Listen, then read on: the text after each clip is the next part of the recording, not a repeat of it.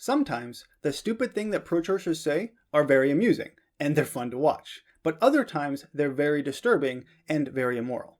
And in this video, we're going to look at the latter. I'm going to show the worst pro-choice argument I've ever seen, but it's also the most disturbing.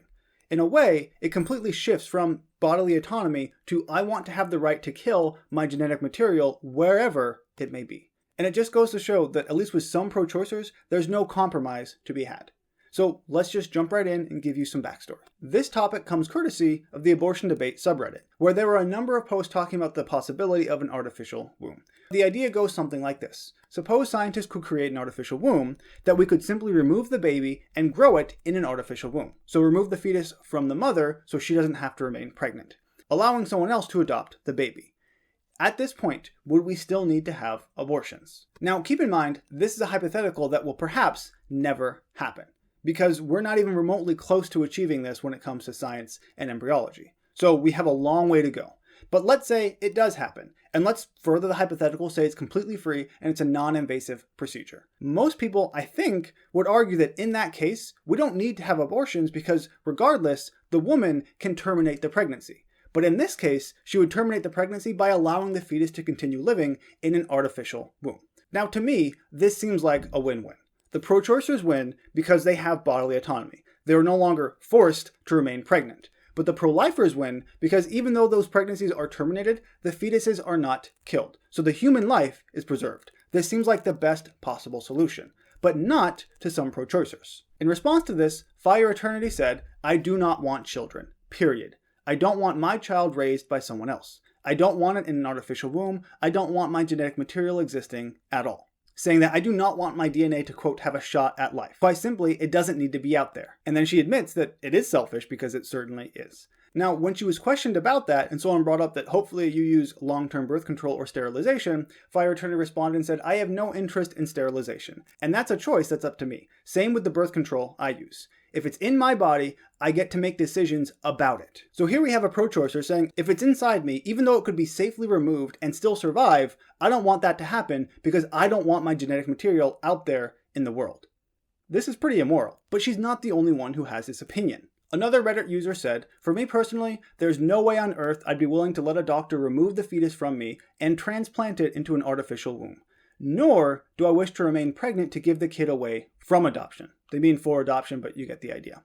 When questioned why by the original author, they said, "Because I simply don't wish to be pregnant or ever have kids. It's that simple for me." Or we have Insomniac English, saying that it would be a great additional option, but not everyone will want their fetus gestated to term, even if they don't have to do it themselves, saying that I would never put a baby up for adoption. When asked why not, they said, "Well, some people don't want a child with their genetic material to exist at all, regardless where it is. Some people don't want others raising and potentially abusing a child with their genetic material. I think allowing people to do what they want with their own body is better." And here we see a fairly dramatic contradiction. Again, they try to bring up bodily autonomy, but that's not really relevant here, because the fetus could be removed safely and still survive. It's not about bodily autonomy, it's about the right, in your mind, to not allow your genetic material to exist at all, which is not a right. It's not your body. You don't get to decide if your children live or not. Here we have perhaps my favorite comment from Bella, the alpha wolf. "Some people just don't want kids. It's not that they can't carry them to term, don't want to carry them to term. Abortion is, sure, according to some people, killing it before it can have a choice. But it is more so stopping the life from developing so they don't suffer." And here we get into the real crux here. Bringing a child into this world that didn't consent to entering this world just so they would suffer is evil. Abortions also equal less children in abusive homes and less children starving. So Bella seems to believe that ending the life of the fetus is better because then they won't have any suffering, even though they're literally being killed, but whatever.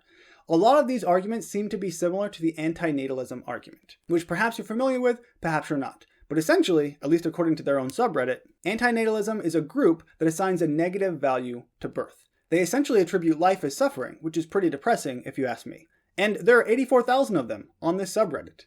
Now, as a little bit of an aside here, if I were one of those people, if I truly believed that birth was a negative thing and life was suffering, I don't think I'd surround myself with people with the same opinion, because that would suck. That's full-on depression right there. You need to find people who believe different from you and try to be uplifted by them, not wallow in self-pity that life sucks. As an example of one of the posts on this antinatalism subreddit, consider the following, which kind of demonstrates where they stand. Someone was upset because they saw birth announcements on their social media. And I just want to read the first paragraph because it's very enlightening. Just saw some birth announcement post, and it truly enraged me. The title was something like 2020 hasn't been all bad. My wife and I had our first. That poor child. Imagine having parents so selfish they birth you into a world mid-pandemic that is literally burning every year, with authoritarianism on the rise globally. And they call us the selfish ones. Blows my mind. And there seem to be plenty of people who kind of agree with this person. If you have that mindset, if you truly believe that birth and life is a negative thing, then abortion is by necessity the solution. Because you want to end suffering, and the only way to do that is to end human life. So abortion has to be illegal, at least in their opinions. Now, just to see if other pro-choicers had that same opinion, I went undercover into the pro-choice subreddit. And I asked, if there were a hypothetical artificial womb that were completely free and non-invasive, could we then at least pretend or say that abortion is no longer necessary? And could it be illegal? And they said no, essentially. There were one or two people who maybe agreed with me, but the rest were like, nope, doesn't count. For example, I don't want my child to be born at all. I don't think my theoretical child deserves to live knowing that they were unwanted, but were forced to be born anyway. The inability to get an abortion will still hurt me in the end. It's better than having to go through with pregnancy, but it still punishes me and the future child. Or this one, where they say, if I birth a kid not wanting it and give it to the unknown, I have failed the kid. I can't control the people or system who take them in.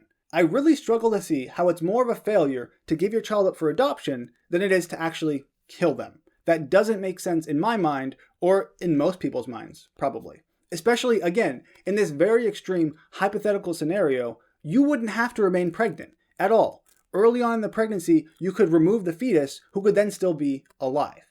But that is not good enough. Even in the most extreme hypothetical that will never happen, pro-choicers still can't even admit that maybe abortion shouldn't be legal. Even in this scenario, abortion should be legal at any point and for any reason. Now, I recognize that, hopefully at least, most pro-choicers don't believe these things, and they'll look at that and say this is a very poor and extreme argument. That is my hope. But at the very least, there are some of them on the antinatalism post, for example, 84,000 of whom, who have this belief. And that is disturbing to me, because as I said, these are not people that we can compromise with at all. If you truly believe that even though the fetus is no longer inside you, you have some sort of right to control if it exists or not, that is extraordinarily disturbing. Just because you share genetic material with some other being does not give you the right to end the life of that other being. That is not the way it works. This is pretty messed up. Now, most of you watching this are pro-life already, so you probably agree with me. But if you've made it this far, and if you're pro-choice, do you think this is a good argument? Would you agree with this? Again, keep in mind, it's a very extreme hypothetical that will probably never happen. But if it did happen, if we could have artificial wombs and we could safely remove the fetus from the mother, do you think she should still be able to get an abortion for some reason? If you do, let me know down in the comment section below. And if you really do, and if you don't, let me know that too. As always, thank you for watching. Don't forget to subscribe, share, and leave a like. And I'll see you next time.